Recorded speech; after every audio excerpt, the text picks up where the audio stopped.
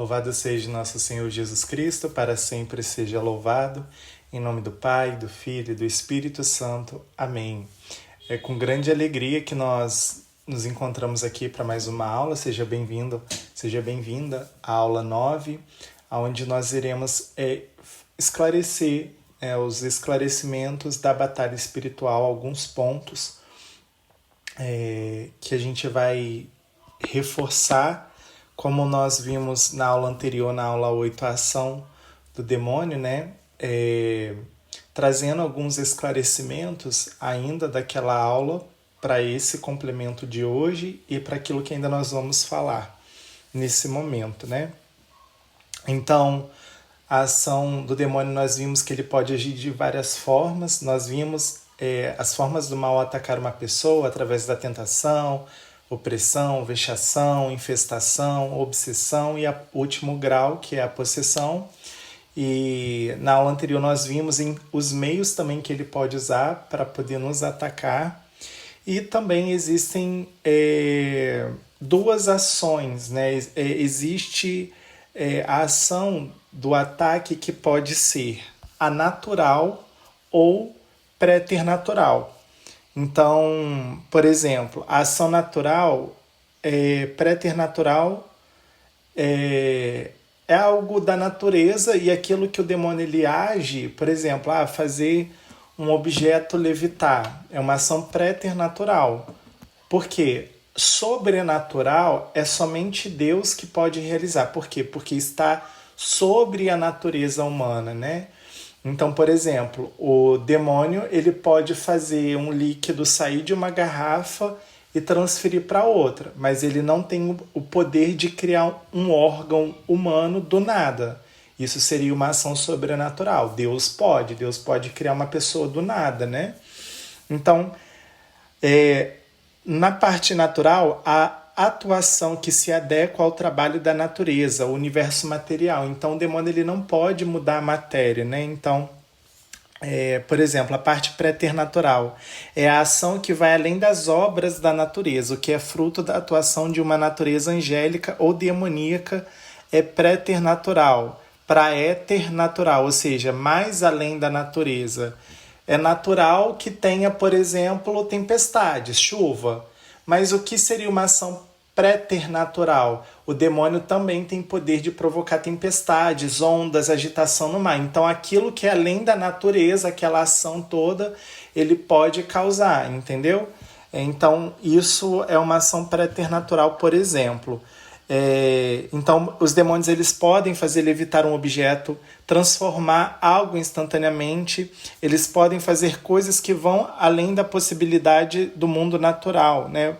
Porém, não podem atuar além da lei da natureza angélica, pois não podem tudo, nem sequer no mundo natural. Ou seja, o poder do demônio é sempre limitado por toda a eternidade. Deus é capaz de criar um órgão do nada, o demônio não poderia. Quando falamos de espírito, que o espírito ataca em uma área, por exemplo, raiva, amargura, é uma área da minha ou da sua personalidade. Então, o espírito ele assume o nome daquela área. Então, por exemplo, espírito de raiva. Por quê? Tem a raiva natural, né, a nossa fraqueza, mas o demônio também pode sugerir o ataque da raiva. Então, ele vai receber o nome da área que ele ataca. Ele pode também, por exemplo, fazer as pessoas, levando no caso da possessão ou de pessoas que estão muito influenciadas pela presença corpórea maligna, ele pode falar em línguas que não conhece, ele responde perguntas em latim. Nos filmes a gente vê isso, né? Por exemplo, alguns sinais que identificam que ali é uma presença do mal. Aversão àquilo que é sagrado, ao crucifixo, às imagens. Por exemplo, a água benta. Então, são sinais que ele tem de revolta contra aquilo que é sagrado.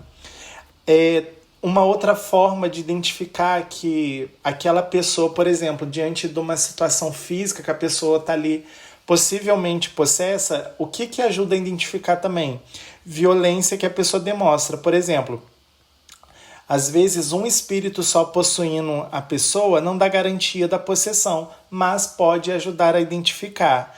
As manifestações chamam, né, quando a gente vê gritando, igual nós víamos ou vemos em alguns encontros, gritos e não sei o que, às vezes é só a manifestação, né? E tudo isso faz parte o quê? Do teatro do demônio, né? A igreja ela diz isso, o teatro, porque tira o foco de Jesus e faz aquele momento ali de medo, de terror. Por quê? Porque não rezando ele não sai. Né? Se ele consegue dispersar a oração, fica mais fácil dele não querer sair. Então, o que o leigo faz? Por exemplo, nós que somos leigos, mas às vezes se acontecer alguma situação em casos de exorcismo ou em caso de possessão, o que nós fazemos quando não existe algum padre perto? Primeiro, nós temos que estar em estado de graça. Então, nunca vai para um combate sem antes passar por um processo ali de arrependimento, de confissão dos pecados, de vida sacramental. Viver da Eucaristia, fazer oração de libertação, e os próprios exorcistas falam que às vezes a oração de libertação e principalmente o poder da oração em línguas, às vezes é mais eficaz, inclusive até do que o próprio rito do exorcismo.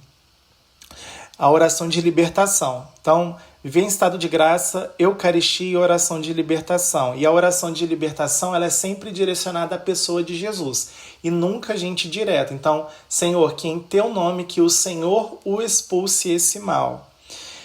Então, no exorcismo, é verdade que o exorcismo não almeja apenas a expulsão do demônio, mas é também um adjuvante contra a influência do maligno. Por isso deve ser utilizado nos casos de possessão, mas também nos casos de influência maligna. Então, a oração de exorcismo, o ritual de exorcismo, ele é um sacramental da igreja.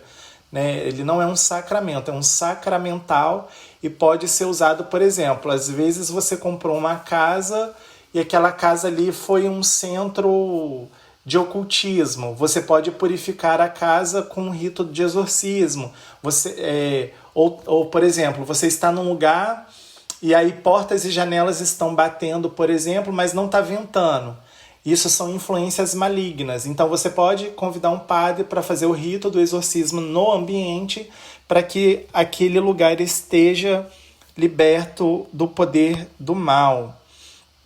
Então a graça de Deus invocar também nesse momento, quando não existe um exorcista, a força do sangue de Jesus e das suas chagas, a força da cruz, da morte e ressurreição e do seu lado aberto, pela chaga do lado aberto. Outra coisa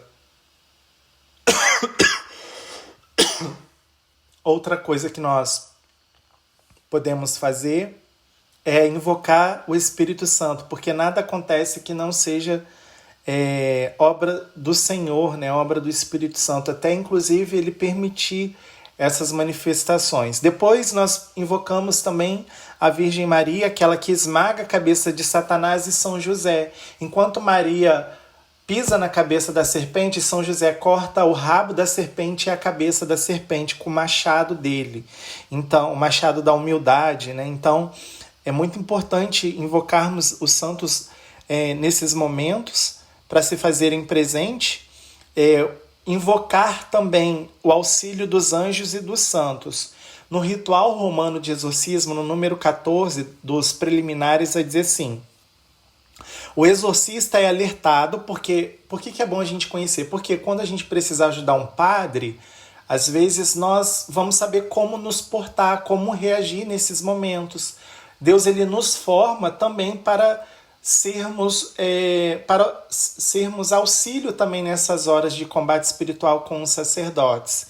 Então, por exemplo, o exorcista ele é alertado para a possibilidade de camuflagem do demônio, ou seja, afirma nova que não se deve acreditar no demônio quando se quer passar por alma de um santo, ou de um morto, ou de um anjo.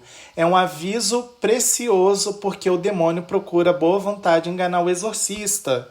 Então, por exemplo, o que está dizendo aqui? Que às vezes, em alguns momentos, o demônio ele pode se passar por alma de pessoas condenadas, por alma de falecidos, ou até mesmo por anjos. Nossa, eu sou o anjo tal, eu sou... Então ele pode enganar. Então o rito romano ele já está prevenindo. Até que o demônio saia, até que ele receba um mandato e ele saia, não se pode acreditar no demônio. E naquele momento, às vezes, quando entra em combate, a gente vê nos filmes, né, que o demônio, às vezes, ele fala de coisas da vida pessoal das pessoas e as pessoas ficam com raiva. Isso impede a libertação acontecer. Por quê? Porque Deus, ele só pode agir num ambiente de amor. A libertação e a cura acontece só se houver, então, um ambiente de amor. Então, por isso que é importante a gente conhecer para a gente poder saber fazer nesses momentos. Então, nunca acreditar no demônio. Mas, vamos supor, se você tem um ente querido que morreu, aí você está diante de uma pessoa que está ali manifestada, ela vai falar, eu sou fulano e eu estou no inferno, eu estou no purgatório, ou fala como se fosse a pessoa falecida. Não é para acreditar, porque o demônio, ele engana. E aí continua dizendo no rito número 14. Olha o que vai dizer. Nego que o demônio possa servir da alma de um condenado. Isso é Padre Gabriel Amorfi falando. Nego que o demônio pode se servir da alma de um condenado para se apoderar de uma pessoa ou de um lugar, pois seria um enorme tormento aos parentes ainda vivos saberem que aquele familiar tinha se unido aos demônios. Não seria mais do que um engano preparo pelo demônio para fazer os vivos se desesperarem. Então, meus irmãos, já fica com essa, anota isso. Os exorcistas, eles negam que o demônio possa se servir da alma de um condenado. Por exemplo, uma pessoa que morreu, se condenou, e aquela pessoa vem possuir o corpo. Seria um tormento para quem está vivo, sabe? Deus não iria permitir algo nisso, enfim. Padre Pio vai dizer assim: não se deixe enganar, é o verdadeiro diabo que faz 4 vozes e assume todas as atitudes possíveis, ou seja, as características, o comportamento, o trijeito da pessoa, e aí acaba a pessoa, no momento de fragilidade de manifestação, a pessoa acreditar. Então, pela experiência de muitos exorcistas e relatos da história, antropologia e outras religiões, que nem todas as almas após a morte vão imediatamente para o paraíso ou para o purgatório ou para o inferno. Alguns deles ficam presos por causa de seu apego às coisas naturais ou porque se entregaram ao demônio, ocasionalmente tendo que lidar com estas almas atormentadas. É possível encontrar um demônio. Nessas situações é necessário prudência, porque é possível libertar efetivamente aquela pessoa, aquela alma, ou então fazer com que regressa para o demônio durante o combate. O demônio é mestre da mentira e procura enganar-nos de maneira que pode, e devemos sempre reconhecer que o Senhor sempre permite. Mas São Paulo, ele vai escrever que após a morte vem o juízo. No juízo particular, ali é dada a sentença. Se nós vamos para o céu, e aí passa pelo purgatório se morreu em algum pecado venial, ou em qualquer pecado leve, a não ser o pecado mortal, mas com arrependimento passa pelo purgatório, e se não o inferno. Mas purgatório é céu. Então, assim, após o juízo particular, ou nós recebemos a sentença do céu ou do inferno. Então, alguns casos, por exemplo, acontecem por maldição lançada sobre a família. Às vezes, pessoas já falecidas amaldiçoaram a família. Você talvez já tenha ouvido, né? Você nunca vai ser feliz na sua vida. Você vai ter mais sucesso que fulano. Fulano vai ter mais sucesso com você. É por isso que nada dá certo da sua vida. Os seus filhos vão fazer com você o que você fez comigo. Né? Seus filhos vão fazer com você o que você fez com seus pais, por exemplo. Existem essas palavras de maldições, né? Por exemplo, alguém que é muito apegado ao dinheiro, a terreno, a bens, amaldiçoa a linha de família. Vocês nunca vão ter meu dinheiro, vocês nunca vão prosperar. E aí aquela família ali está emaranhada numa maldição hereditária. Então é necessário fazer oração de libertação. Inclusive, existe a oração que é a missa gregoriana, né? Que você oferece ali 30 dias de missas. Você paga, parece que uma taxa para a diocese ou para a cúria, né, diocesana de cada, né, quando se tem isso, né? E aí 30 dias rezando só a intenção da libertação da sua árvore genealógica. Então, podemos também invocar a força do nome de Jesus para esses momentos de libertação. Então, o requisito principal do exorcista é a santidade. Então, por exemplo,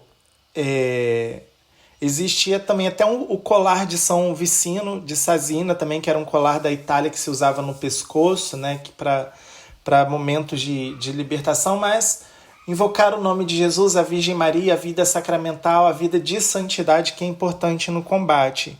É um grande problema, por exemplo, quando um exorcista deixa se levar por um carismático, por um médico que assista. É um desvio radical em relação à faculdade que a igreja lhe conferiu por meio do bispo. É função do exorcista e somente o exorcista discernir se ali é um espírito ou não. Então, assim, às vezes os exorcistas convidam as pessoas para participarem dos exorcismos, mas o exorcista ele precisa ter discernimento. Nós que somos carismáticos, nós não podemos, né, ou nós que estamos buscando formação, a gente não pode ensinar o padre, né? Tipo, ali o padre, cabe ao padre, por quê? Porque ele tem a autoridade dada pelo bispo local para poder entrar em função de defesa de libertação daquela alma. Então, qual que é o nosso dever? Nós vamos ser obedientes ao exorcista, ao bispo, ao padre, ao magistério da igreja, a gente vai fazer aquilo que nos compete.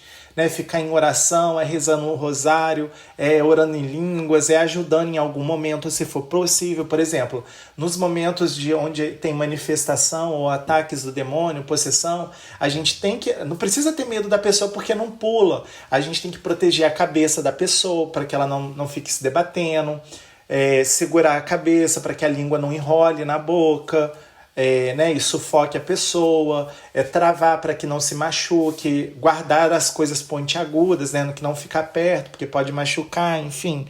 Diante dos momentos dos ataques, isso pode, né, ser evitado. Então, eles não podem fazer ações impossíveis, os demônios, né? A ação da natureza angélica, não podem criar algo do nada, não podem, por exemplo, viver num homem morto. O demônio ele não tem poder, isso seria uma ação sobrenatural. E lembra que a palavra sobrenatural se refere ao que Deus pode fazer e não ao que o demônio faz. Toda ação do demônio, por mais assustadora que seja, fazer entrar morcego, fazer entrar bichos peçonhentos, gerar tempestade, assustar, aparecer em vulto, todo esse teatro do demônio é uma ação preternatural, sobrenatural não pode. Então ele não tem permissão, por exemplo, para entrar no corpo de uma pessoa que já morreu e voltar à vida, né? Voltar à vida entre aspas, né? E fazer o corpo do morto mexer. Isso seria zumbi, né? Então, o único que poderia reentrar nos corpos mortos é o Espírito Santo, o Espírito da ressurreição, como conhecemos aquela passagem de Ezequiel 37. Também então é isso. Porém, as sequelas espirituais podem causar danos à alma. O seu poder não é capaz de dar a vida ao tecido morto. Por exemplo, um tecido do corpo que já morreu, o demônio ele não pode fazer isso, mas pode acelerar os processos para colocar fim em algo. Então, se a pessoa está ali com alguma coisa, ele pode fazer com que ajude o processo para dar fim naquela situação. E aí ele pode fazer isso, mas mesmo assim é uma ação preternatural e não sobrenatural. Lembrando, toda ação maligna é ação preternatural e não sobrenatural. Porque sobrenatural é só Deus que realiza. Entendidos? Então, o que fazer, por exemplo, no caso de um malefício? O que são malefícios, né? Alguém lançou uma maldição, recorreu, por exemplo, à feitiçaria e fez lá... por exemplo, trabalho de voodoo ou colocou seu nome na boca de sapo. Qualquer tipo de malefício é o quê? É recorrer à ajuda aos espíritos, às forças espirituais ou entidades, que são demônios, mas recebem aqui na Terra nome de entidades, né? Para algumas religiões, os demônios eles recebem nomes de outras coisas. Então, o que fazer em caso de malefício? Primeiro, invocar a Deus. Segundo, ato de contrição, de arrependimento, rezar o Santo Rosário. Lê o Evangelho. Vamos supor, se você descobriu que alguém fez algo contra você, durante 5 dias você vai ler o Evangelho, vai rezar com o Evangelho. Falar com Deus por alguns instantes diariamente, ir à Santa Missa, rezar com crucifixo, persignar-se com água benta, como nós vimos na aula anterior. Pelo sinal da Santa Cruz, livra-nos Deus nosso Senhor dos nossos inimigos, em nome do Pai, do Filho e do Espírito Santo. Amém. Rezar diante de uma imagem da Virgem Maria, abençoar-se, persignar-se. Podemos exorcizar o demônio munido somente com o nome de Cristo, invocando tudo o que pedires ao Pai em meu nome, ele o concederia. Jesus ensinou isso e nenhum outro nome foi dado acima, debaixo do céu, né? Pelo qual possamos ser salvos, a não ser o nome de Jesus. Em qualquer caso, ainda que o sacerdote esteja somente armado com o nome de Cristo, a oração fará com que o demônio revele ao exorcista a existência de algumas coisas que atormentam de determinado modo, pois os pecados que o levaram à reprovação e agora o atormentam a alma em situações específicas. Então, diante do malefício, nós recorremos a essas ajudas espirituais. E diante desse campo também, da cura interior, da libertação, o que nós precisamos esclarecer é o ponto das pessoas feridas. Por exemplo, eles acreditam que vai além da psicologia, né? Então, nós que participamos assim, do Ministério de Oração, nós precisamos não agir como psicólogo. O psicólogo ele tem a função dele, nós teremos dentro da mentoria uma profissional da psicologia que vai trazer uma visão, inclusive, sobre essa via espiritual, mas quando nós somos profetas, nós não agimos como profissionais, é nesse sentido, mas como homens de Deus, né? Então, por exemplo, o que não pode acontecer de algo que fere a psicologia nossa, né? O psicológico da pessoa. Ah, você não foi curado é porque você não tem fé. Não, pera, não é isso. Deus não cura porque não... Entende? Então, esse tipo de coisa não se pode acontecer. Nós não nos comportamos como psicólogos. Tenho que ter fé naquele que pode me curar e não ter fé na cura. O curar cabe a Deus, o libertar cabe a Deus. Aonde que está a nossa fé? No Deus que cura e não na cura de Deus. No Deus que liberta e não na libertação de Deus, entende? A nossa fé ela precisa ser depositada nisso. Então, o demônio ele não está interessado em atacar pessoas que estão no seu campo, por exemplo. As pessoas que estão no seu campo não precisam ser tentadas. Se a pessoa já está no pecado, já está ali buscando ele vai tentar. É quem está em Deus. Então, quanto mais íntimos de Jesus eu e você ficarmos, se prepare mais para a batalha. Por quê? Porque ele vai fazer de tudo para que você se perca. Então, o Evangelho vai dizer, né? Quando entrares para o serviço do Senhor, prepara a tua alma para a provação. Então, quando não há padres exorcistas, diante de alguns momentos, de alguma situação que a gente possa experimentar, nunca pule para a conclusão que é possessão.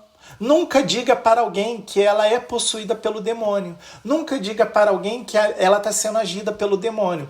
Porque às vezes, como nós vimos, é defeito de caráter. Às vezes, o que vai nos ensinar se ali está realmente mal ou não? O dom do discernimento dos espíritos, né? Então, nunca pule para a conclusão que existe uma possessão naquela pessoa.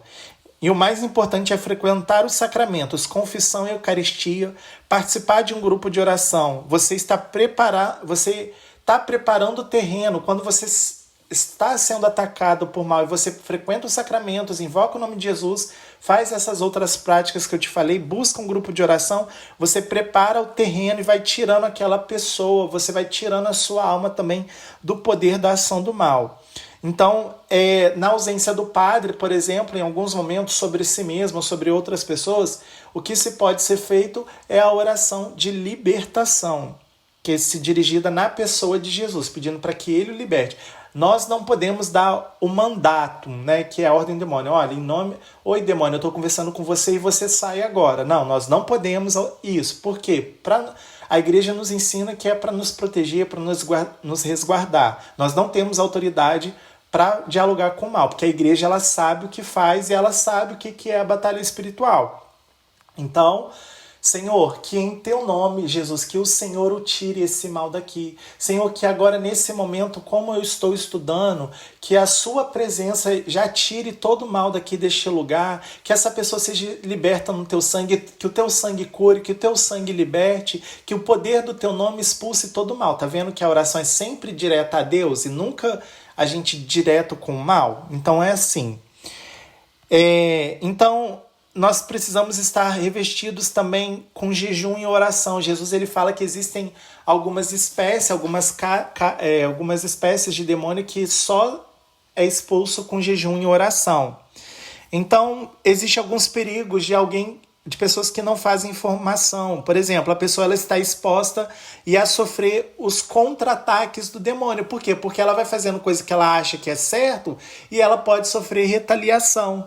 Então pode cometer erros, né, diante desses momentos. Por exemplo, quando lutamos contra o demônio, ele vai reagir e facilmente você será contra-atacado.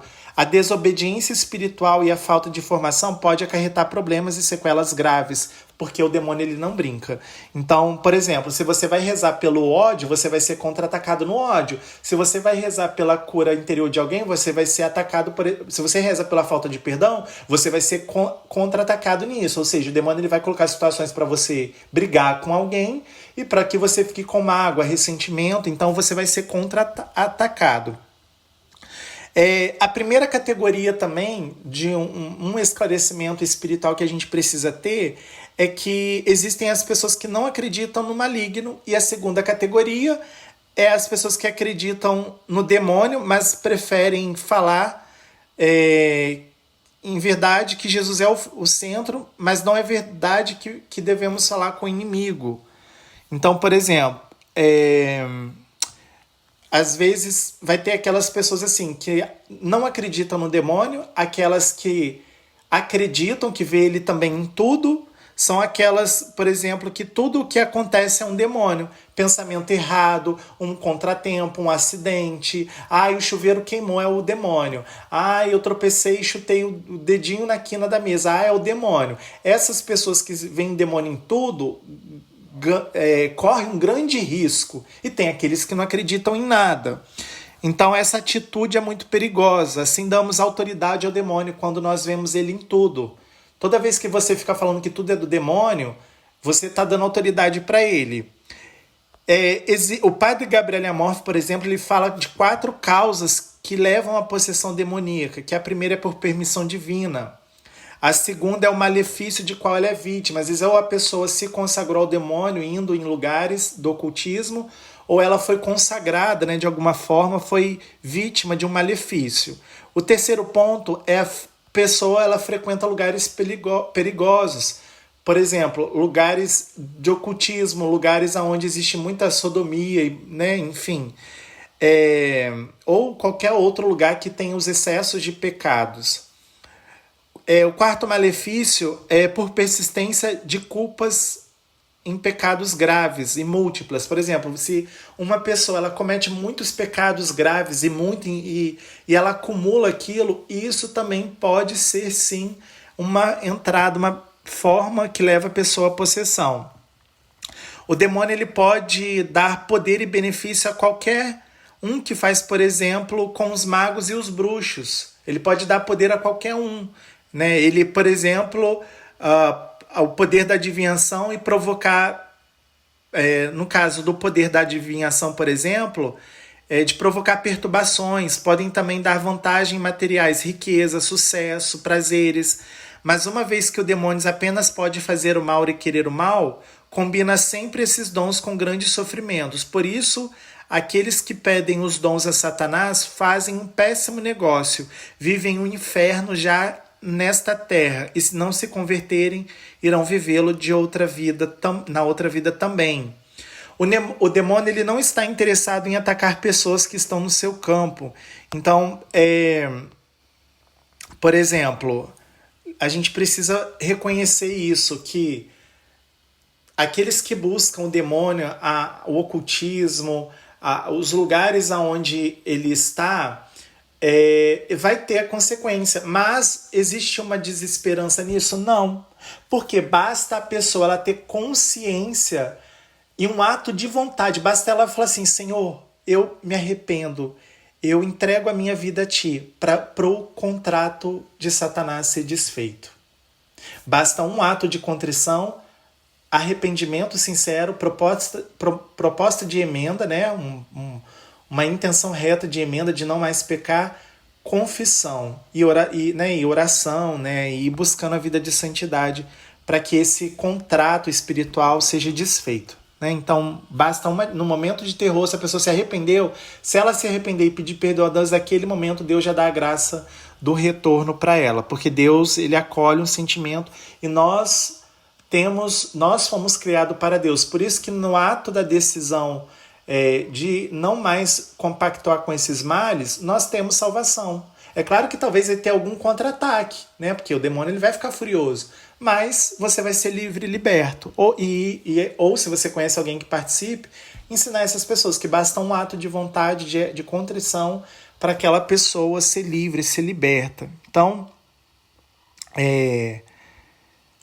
nós precisamos estar preparados, revestidos com Jesus, né, nos sacramentos. Acreditamos no demônio, mas acreditamos que é um derrotado porque Jesus derrotou ele na cruz. Por exemplo, uma situação, né, que a pessoa rasteja no chão igual cobra, é opressão, é possessão ou distúrbio psiquiátrico? Pode ser os dois. Pode ser espiritual ou pode ser psíquico. O ministro de cura interior ou libertação ou o exorcista tem que ter a luz de Deus para entrar naquela função. Por exemplo, se eu não sou de oração, provavelmente eu não sou do Ministério de Cura e Libertação. Se eu não sou de oração, esse ministério não é para mim. Então é uma forma. Mas você, na sua vida de oração, na sua vida de intimidade, Deus ele vai dando discernimento. E aí você está fortalecido, você jejua para esse ministério, você lida, você faz adoração para esse ministério, tudo que você faz por Deus é para poder ser luz e salvação nesses momentos. Então precisa ter essa entrega de vida espiritual para ter clareza quando precisar entrar em função de Deus. Porque tem muita gente que está proclamando um monte de coisa aí, de libertação para a vida das pessoas, e as pessoas não estão sendo libertas. Por quê? Porque só está falando da boca para fora. E se não tem vida de oração, se não tem uma vida de escuta de Deus, dificilmente os dons do discernimento dos espíritos não vai agir naquele momento. Porque o dom do discernimento também passa pelo crivo da humildade, que é a mortificação de si mesmo, a mortificação de você ficar em oração. Você tem que pagar o preço para ter o dom do discernimento, você tem que pagar o preço para que Deus te use nesses momentos com sabedoria. E Deus pode dar aquela graça momentânea também, mas ele também vê o esforço humano para conceder essa clareza. Então, em Atos 16, né, 16, deixa eu pegar a Bíblia aqui. Vamos ler. Atos dos Apóstolos, para quem não tem costume ainda com a Bíblia, depois do Evangelho, é o primeiro livro do Evangelho, depois do Evangelho de João. Atos 16, capítulo 16, versículo 16. Vamos ver o que está escrito. Certo dia, quando íamos à oração, eis que nos veio ao encontro uma moça escrava que tinha um espírito de Pitão, a qual as suas adivinhações davam muito lucro a seus senhores. Pondo-se a seguir Paulo, a nós gritava: estes homens são servos do Deus Altíssimo, que vos anunciam o caminho da salvação. Repetiu isso por muitos dias. Por fim, Paulo enfadou-se, voltou-se para ela e disse ao espírito: ordeno-te em nome de Jesus Cristo que saia dela. Na mesma hora ele saiu. Gente, é isso. Não tem que ter conversa. Eles estavam fortalecidos pela intimidade que eles tinham com Cristo, pela vida de oração, pela autoridade que tinha neles, mas com o demônio não se dialoga. É pedir ao Senhor que expulse esse mal. Então, por exemplo, se nesses momentos a pessoa está se debatendo muito, e pode ser muito parecido com o caso, por exemplo, de epilepsia, deve-se ter cautela e ter a atitude dos primeiros socorros. Então, por exemplo, a pessoa está se manifestando, foi aquilo que eu falei, vai proteger a cabeça, vai segurar para que ela não machuque, vai acalmar a pessoa. Isso que é o mais importante. Aconteceu, não é ficar falando, grita, grita mais alto. Tem muita gente sem discernimento mandando sair gritando. Não, é cala-te, cala-te, sai. Né? Então, assim, é ir acalmando a pessoa. Fulano, Jesus está aqui. Fulano, venha para a luz. O Senhor já está cuidando de você. Pode ficar calma, a paz de Cristo está com você. E você vai verbalizando a palavra. Por quê? Porque enquanto ela ouvir as palavras que Jesus está ali, que Jesus se faz presente, a gente vai fazendo com que Jesus se torne presente nela. E através da nossa palavra, através da profecia, através da palavra pregada naquele momento para aquela alma, aquela pessoa vai sendo liberta. Por quê? Porque o evangelho tem poder. Porque o evangelho proclamado é a pessoa de Cristo se tornando carne no coração e na alma. Então, Deus ele quer agir sempre, mas principalmente, então, proteger a cabeça da pessoa, ter muita cautela com os quadros clínicos. Jesus ele pode curar, mas a sabedoria é o melhor caminho. Então, uma pessoa que vai buscar cura interior e libertação, se você falar para ela assim, não precisa mais ir no médico que você já está curada. Não.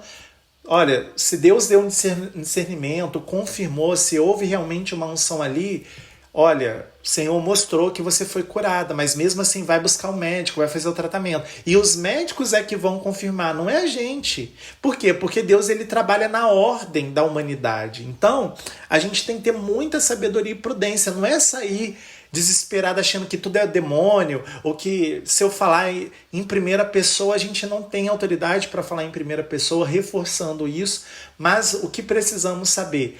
Com o mal não se dialoga. Bater em retirada e pronto. Nossa vida, quanto mais vida de santidade nós tivermos, melhor. Por quê? Tudo aquilo que nos protege do pecado, nos protege do demônio. Que você feche os seus olhos nesse momento e possa louvar e bendizer ao Senhor, que Ele é o Senhor que te ama, que te salva, que te liberta. Que a nossa vida esteja nas suas mãos, Senhor. Nós não queremos dialogar com o mal. Que tudo isso que nós aprendemos nesse momento, Senhor, possa servir para entender que o reino espiritual existe, mas que o que importa é a vida de santidade e o Senhor entra em nossa defesa. Glória ao Pai, ao Filho e ao Espírito Santo, como era no princípio, agora e sempre. Amém.